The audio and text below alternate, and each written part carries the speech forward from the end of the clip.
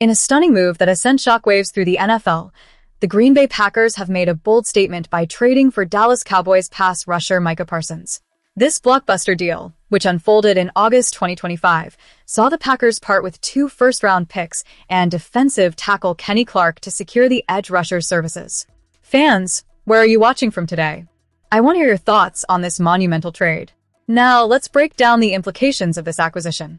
Micah Parsons, now a Green Bay Packer, has just inked a jaw-dropping 4-year extension worth a staggering $188 million. This contract not only makes him the highest-paid non-quarterback in the league, but positions him as potentially the highest-paid player overall when the latest financial figures are released. According to reports from Yahoo Sports, Parsons has outpaced even Patrick Mahomes, marking a significant shift in the financial landscape of the NFL. It's a bold investment, but let's not sugarcoat it. This comes with its risks. The elephant in the room is Parsons' health. He has been battling a torn ACL since December 2025, and as we approach the 2026 season, uncertainty looms over his readiness to return to the field. The Packers have shelled out significant resources for a player whose status is still in question. It raises a critical concern. Can Parsons return to form and deliver the impact that justified such a hefty contract? With Parsons sidelined, the Packers' defensive strategy must adapt. Lukas Van Ness is set to step up, taking on the weight of starting responsibilities in Parsons' absence. The stakes are high, and the pressure is on Van Ness to rise to the occasion. This scenario also opens the door for some of the younger players to prove their mettle, as they will share the burden until Parsons is back in action. The Packers are counting on Parsons not just because of his financial investment, but also because of his game-changing potential. They are looking for a player who can disrupt opposing offenses consistently and elevate the entire defensive unit. The question remains, will he be able to deliver on that promise after such a significant injury? The organization and its fans are undoubtedly hopeful, but cautious optimism is warranted. As we delve deeper into how this trade will affect the Packers' season, we must consider the broader implications. The decision to trade away 2 first-round picks and a key defensive player like Kenny Clark signals a clear win-now mentality from the Packers' front office. This is a team that believes it is on the cusp of greatness, and they are willing to bet big on Parsons being a cornerstone of that success. Transitioning from this major trade, we're left with a mix of excitement and apprehension among the fan base. The Packers are committed to their vision, but the success of this gamble hinges on Parsons' recovery and performance. Fans, how do you feel about this trade? Is the potential reward worth the risk? Let's keep the conversation going as we move on to the next segment of this update. As the Green Bay Packers gear up for OTAs starting Tuesday, there's a notable absence among the ranks. Micah Parsons, one of the premier players in the NFL, is sidelined due to a knee injury. Fans, let's hear from you. Where are you watching from? And what are your thoughts on the impact of Parsons' absence on the upcoming season? Now, let's dive into what this means for the Packers. This is a pivotal moment for the franchise, especially after last season's dismal 0-5 stretch when Parsons went down with a torn ACL.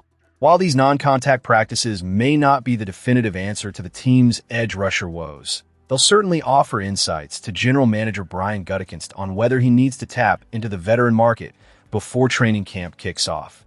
The edge rusher position is perhaps the most precarious right now, with more questions than answers. The high-profile acquisition of Micah Parsons came at a steep cost, a trade involving 2 first-round picks and Kenny Clark. Though Parsons' record-setting contract extension signified his value, the injury that cut his season short was a blow to the team. In those games he played, he was a dominant force, finishing with 12.5 sacks, ranking 4th in pass rush win rate among 110 edge defenders. The Packers are going to miss that kind of production as they navigate the early season without him. Lukas Van Ness finds himself in an interesting position now. The time for him to step up is not just crucial, it's urgent. After a rookie season that saw him notch 4 sacks and 10 quarterback hits, he's now thrust into the spotlight as a full-time starter for the first time since high school. Turning 25 in early July, he needs to capitalize on this opportunity. With Parsons out and Rashawn Gary traded away, Van Ness has to elevate his game significantly, especially considering his past season performance of only 1.5 sacks. Barryn Sorrell appears to be the frontrunner to start opposite Van Ness. As a 4th-round rookie, his stats showed promise with 1.5 sacks in 14 games. He's tough against the run and has the benefit of training with Parsons during the offseason, which should help him grow. The question remains, Can he handle the increased responsibility? Brenton Cox is another young player to watch. After a mid-season trade involving Preston Smith allowed him to finally get some meaningful snaps, he showed flashes of potential with 4 sacks, but injuries have limited his contributions. Meanwhile, Colin Oliver and Danny Dennis Sutton, both rookies, present intriguing prospects. Dennis Sutton, in particular, is a standout with a remarkable college resume, including 17 sacks over his final 2 seasons and elite athletic testing numbers.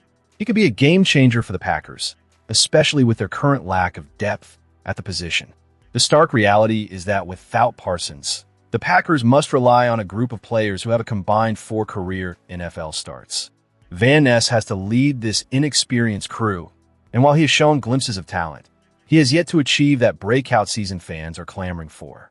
His 8.5 career sacks pale in comparison to what's expected of someone in his position.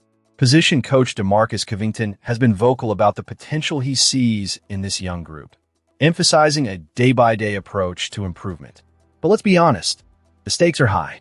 With the absence of proven talent like Parsons, Gary, and Kingsley Enagbare, the edge rushers need to rise to the occasion or risk putting the Packers' defensive efforts in jeopardy. As we look ahead, the Packers have a chance to mold these young talents into reliable contributors. Can they withstand the pressure? Will Dennis Sutton's exceptional athleticism translate to success on the field? Can Van Ness finally deliver that breakout season? Fans are eager to see how this unfolds, and with a season looming, the urgency is palpable. Now, let's turn our attention to the next item. As we dive deeper into the offseason for the Green Bay Packers, the decision to part ways with key players like Romeo, Doubs, and Dontayvion Wicks raises eyebrows. Doubs has signed with the New England Patriots, while Wicks finds himself traded to the Philadelphia Eagles.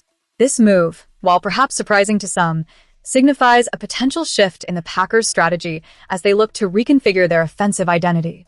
Fans, where are you watching from? Leave your thoughts on this roster shakeup in the comments below. Last season, both Doubs and Wicks played pivotal roles in the Packers' offense.